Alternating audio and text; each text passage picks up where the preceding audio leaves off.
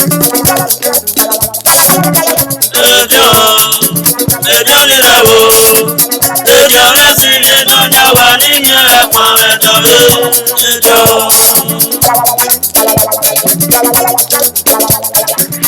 viewers, welcome to today's show on Nebo TV. My name is Agbaje Onome. Today we have here a great personality, a custodian of the great Benin history, Mr. Imasuen Izodua. So today we're going to be knowing more about this great personality. Please meet Mr. Imasuen Izodua. Alright sir, today we'd like to know more about you. Could you please tell us about your family and academic background? Madam, thank you very much. Oh, you're welcome. Well, my family background. Well, I'm the last of my family. Wow. I'm the last child. My name is actually Marvis. Should in case anybody wants to ask, that's the name my father gave to me when I was born. But along the line, I got very enlightened became extremely conscious about my Benin ancestry. So I changed my name from Marvis to Izodua about 2 years ago. Okay. I think that's the first thing the viewer should know. We are 5. We are all boys. I'm the last. I have a stepbrother. Then I still have a father and a mother as well. Oh, hallelujah. so I attended my primary school was Unity Staff School. Then after which I attended Niger College. Okay, Unity Staff School, is it private or? It's a private school. So after which I went to a public school, Niger College. Then after which I left Niger College at a very young age. I was 13 when I left secondary school. So then I got admission to prestigious Obafemi University, where I had BSc Nutrition and Dietetics, where I majored. Then presently doing my master's in University of Benin. Then I think that's my academic background. A lot of patients. History is just a hobby. It's not something I ever read. I have a strong science background. Coming back to my family. I was writing a book concerning my village about 2 years ago, 2017. So I was privy to interview my late grandfather. My grandfather died about 2 months ago. So when I was writing the book, I wanted to know much about my history. So when I was interviewing my grandfather 2 years ago, that's when I learned that I'm not ancestrally from Igbebwe, because that's a community I'm tough.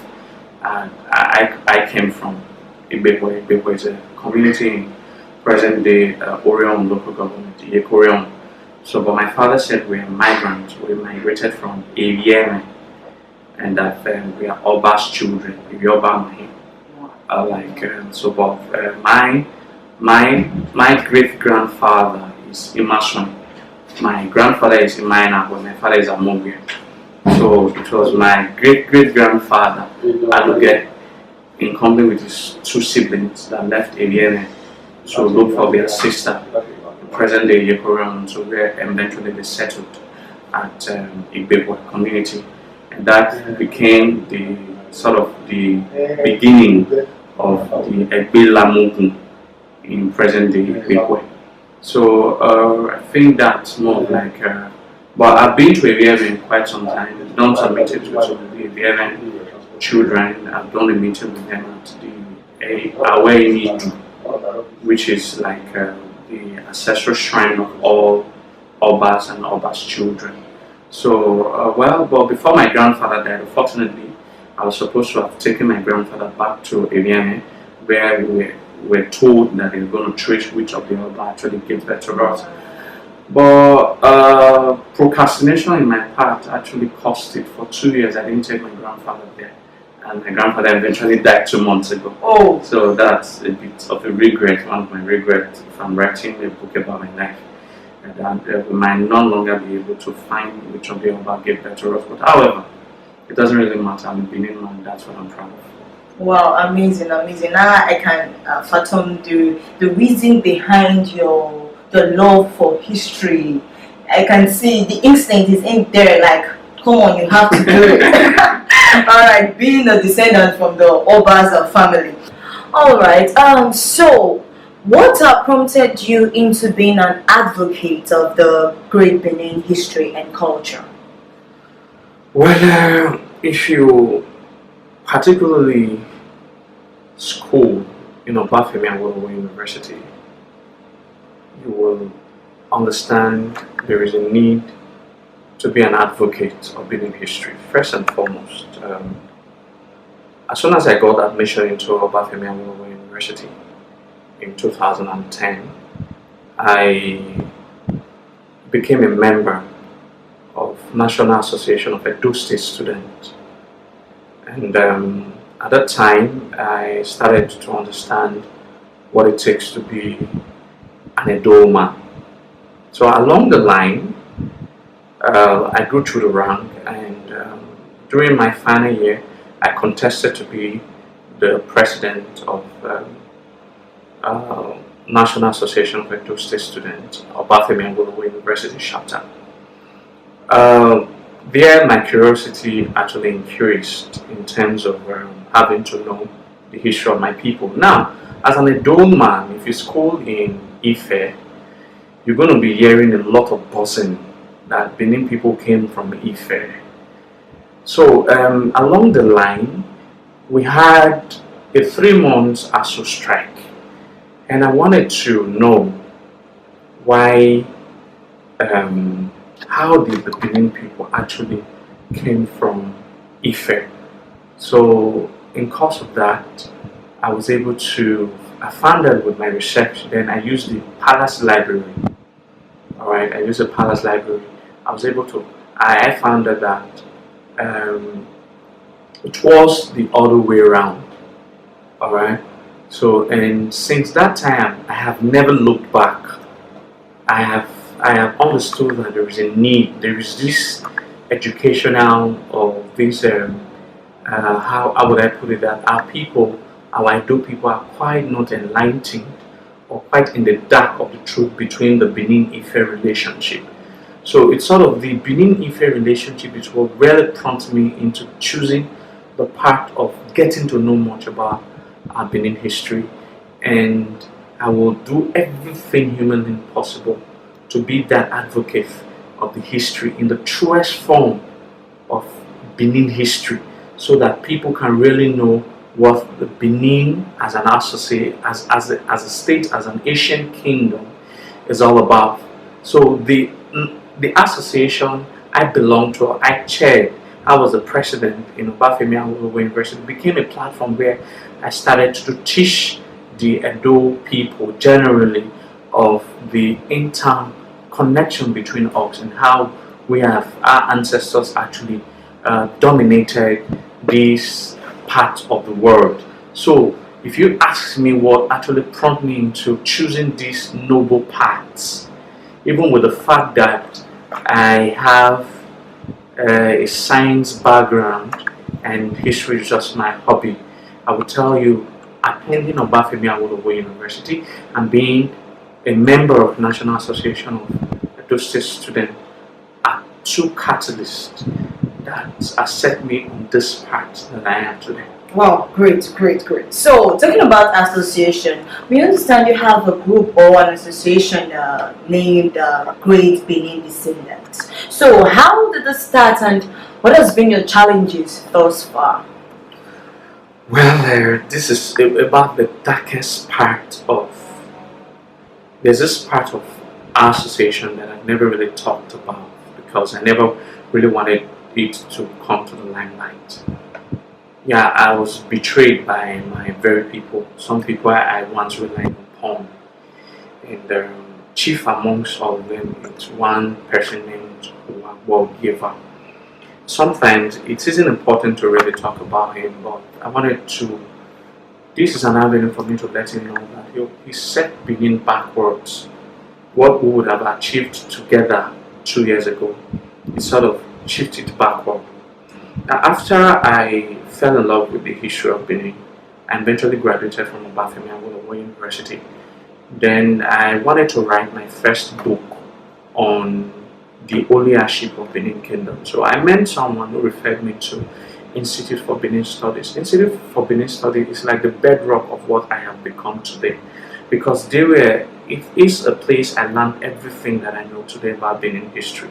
So, and some persons that I ran into, the likes of Mr. Koryogi Obobaifo, Professor Yula Waswanele, and some other persons that I ran into were very, very instrumental in helping me in that aspect of Benin history that I have come to know today. So, in course of studying at the Institute for Benin Studies, I stumbled into a letter that was written by the Ikwere people to Benin, to the Institute, to help them establish the historical relationship between the Benin people and the Ikwere people.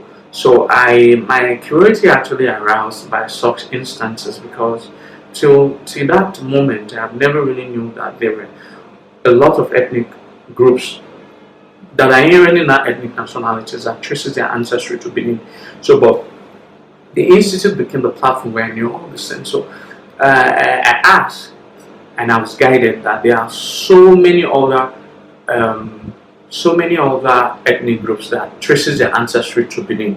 There are so many other ethnic groups that traces their ancestry to Benin. So, in course of trying to find out, while those ethnic groups, that was eventually became the birth of a group we call Great Benin Movement.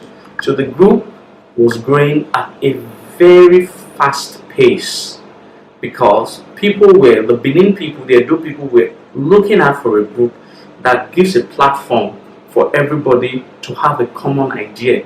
The GBM, as it was formerly called Great Benin Movement, as it was, became a platform which I feel that should be a forum where all these Benin descendants, these people already exist as different ethnic groups because they have left Benin thousands, hundreds of years ago.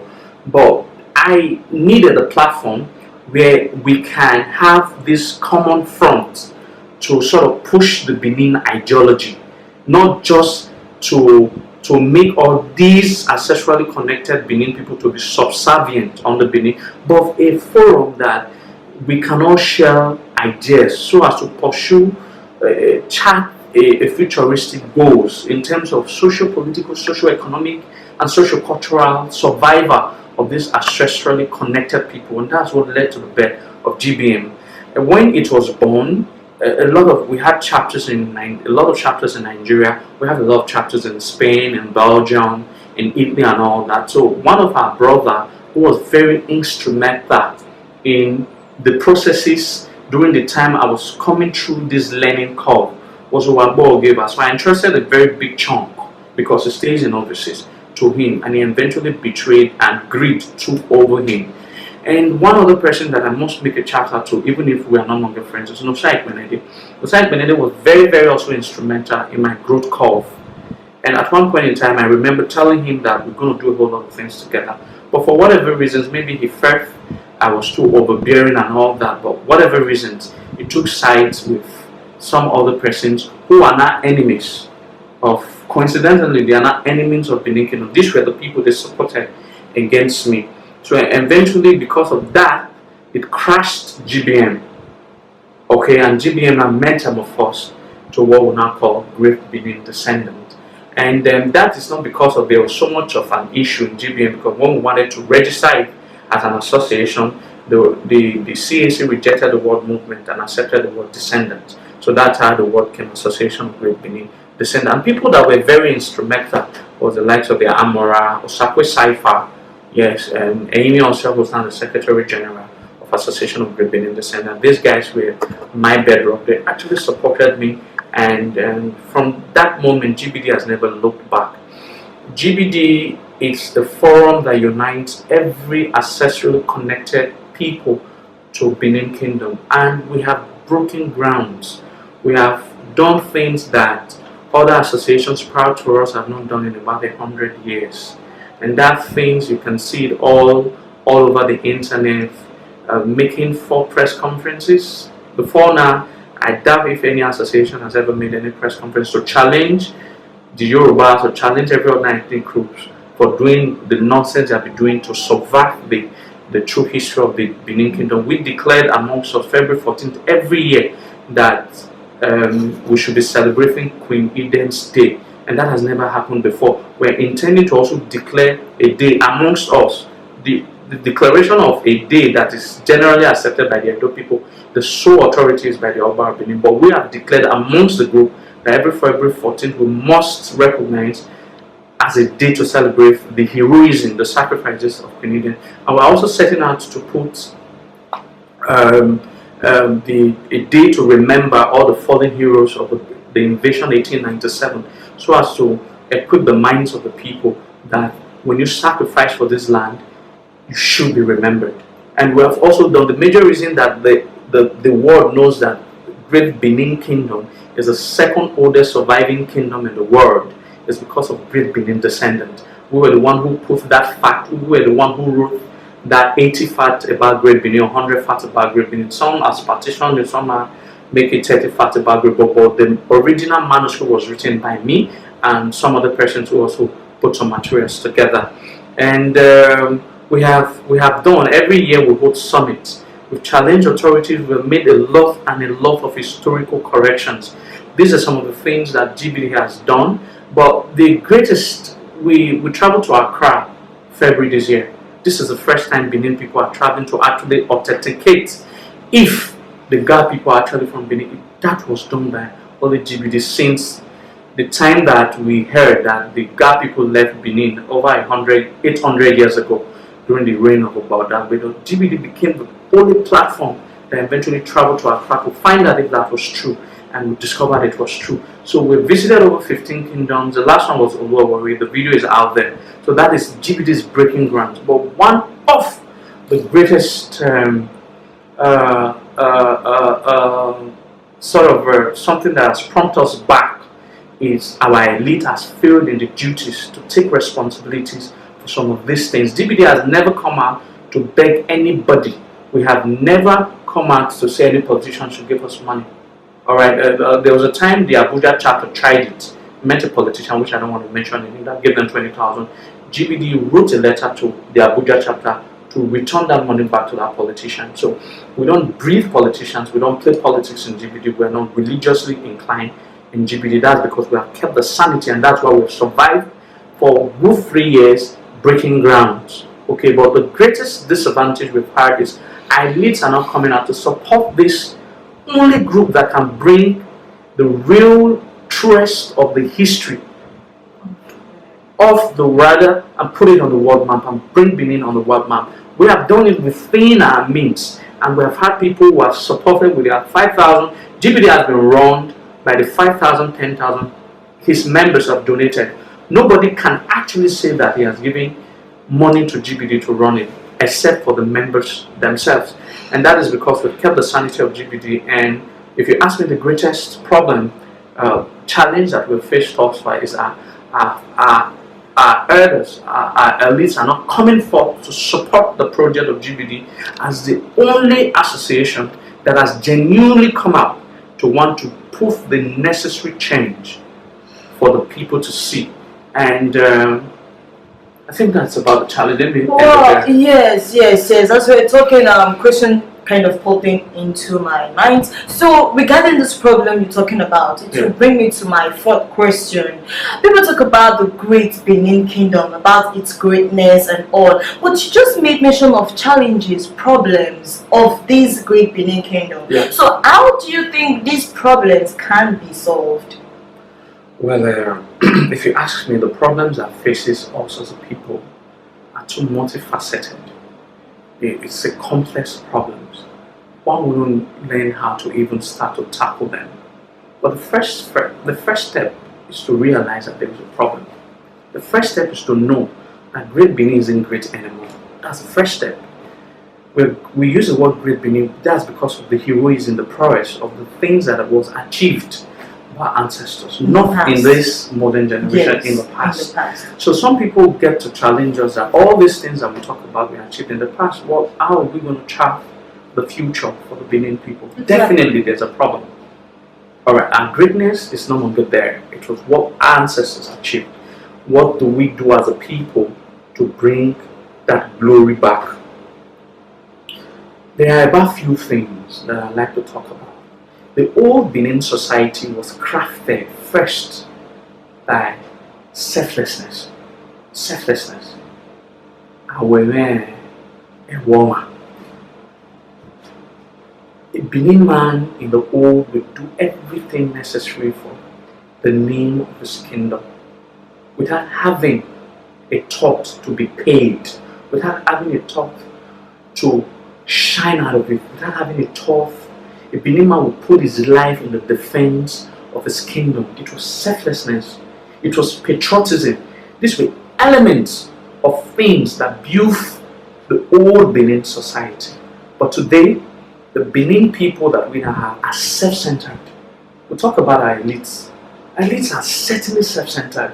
I'll look in their faces and tell them that the only project that wants to put their money into is a project that find a way of reciprocating to their pockets. Yeah. These are the projects that they do, and these are things that I frown at all time. When you see a genuine idea, you are supposed, the onus bounds on you. For example, let me give you a very good example. When Oba of Benin in post-coronation thank you visitation visited Ife, the Ife people came out and brought lies upon lies and upon lies and upon lies about the visitations of the Oba of Benin. No Benin person ever came out to counter them. I was there. I knew exactly. I saw everything that happened. It was an honest. I had to pick my pen. I wrote 6 pages of exactly what transpired in Ife.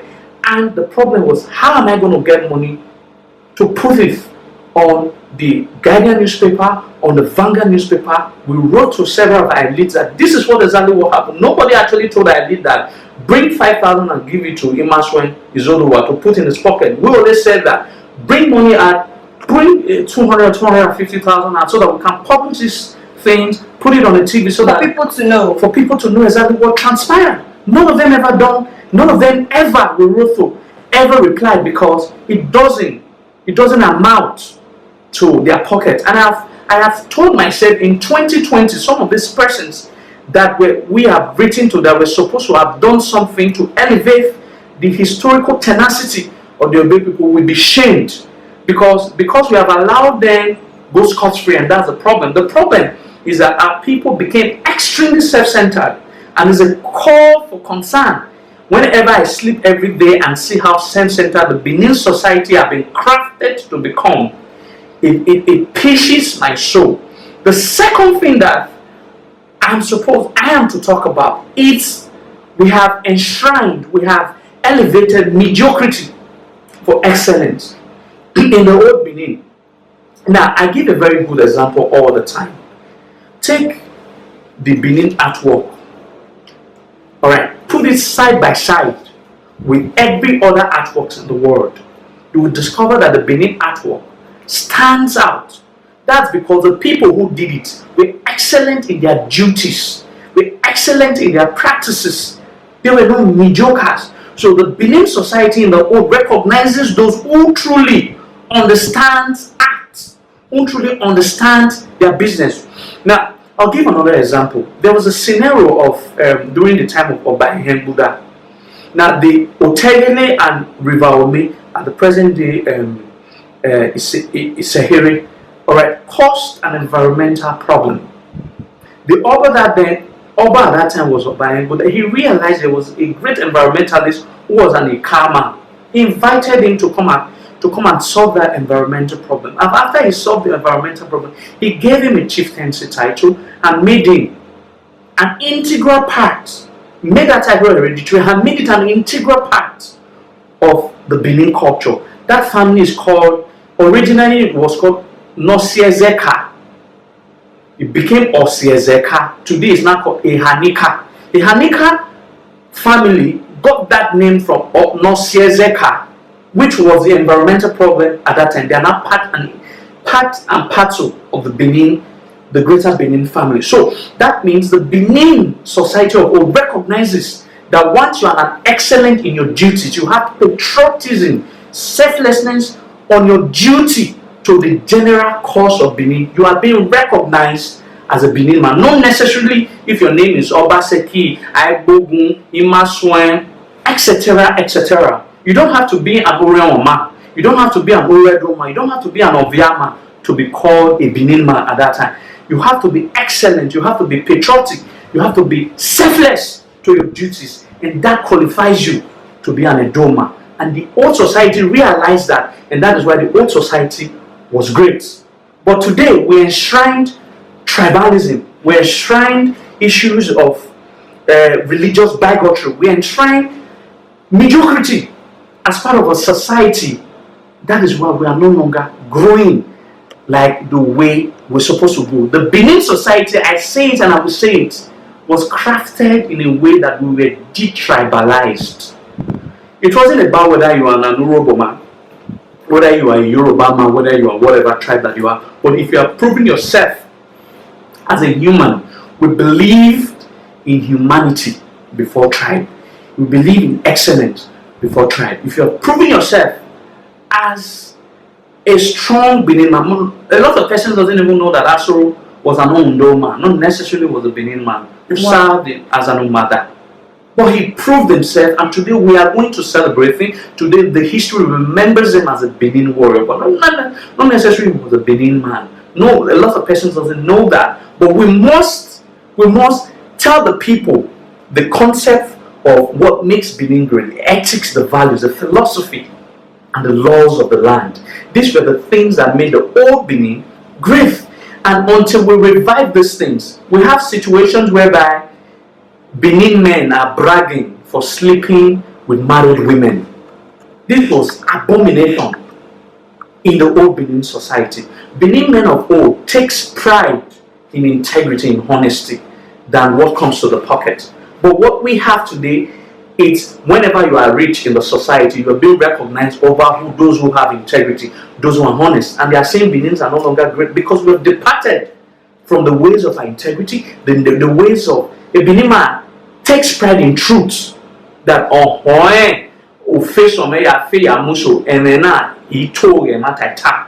these were the things that the Benin man took pride in. If you're saying that Benin, the old Benin society was greater than the modern Benin society, that's because we have started to worship money and no longer integrity. We have started to worship pockets rather than content of one's character. These are the things that were the ethics and the values, not necessarily the mode we brought, not necessarily our artistic prowess. Things accumulated to the greatness of Benin was because we were organized as a society. We were organized as a people. It was a society that strived in honesty and truth. These things are no longer there. It was a society that strived by the laws of the land. These things are no longer there.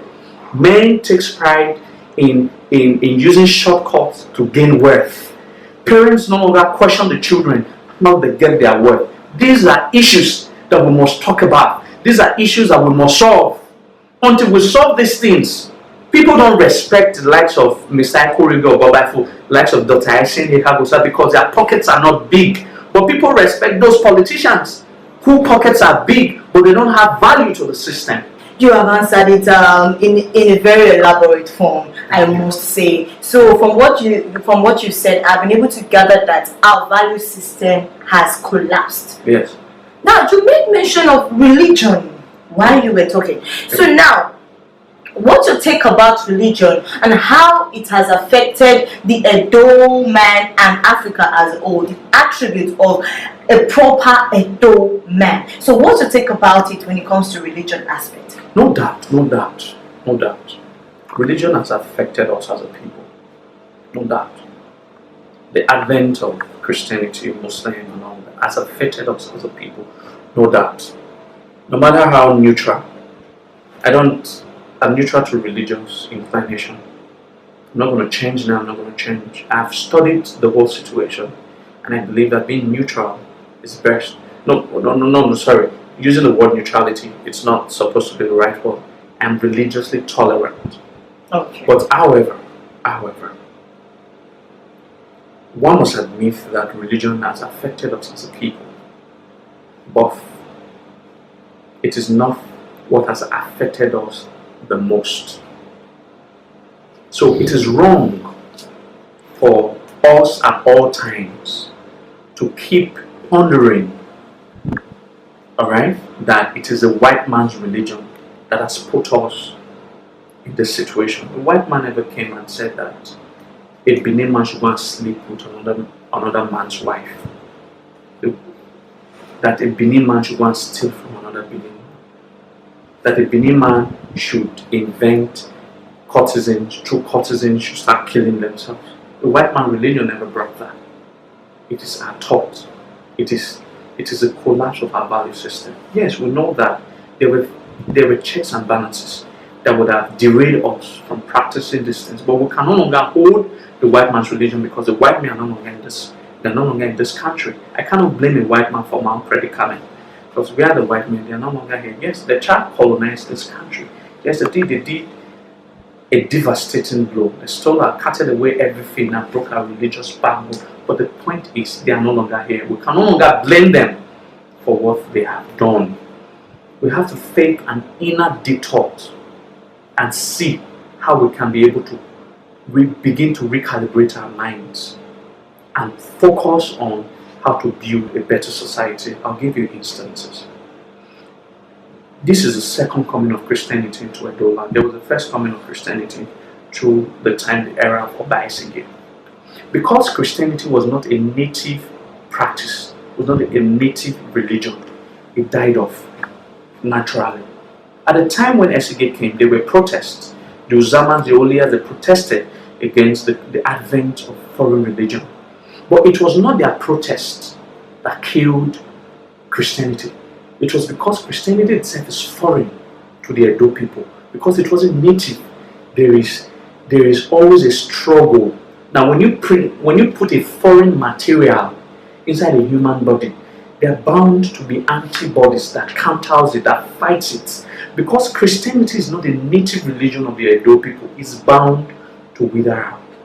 But in the process of Christianity coming and withering out, in the first coming of Christianity, there were good things that the Benin people picked from Christianity before it eventually died off.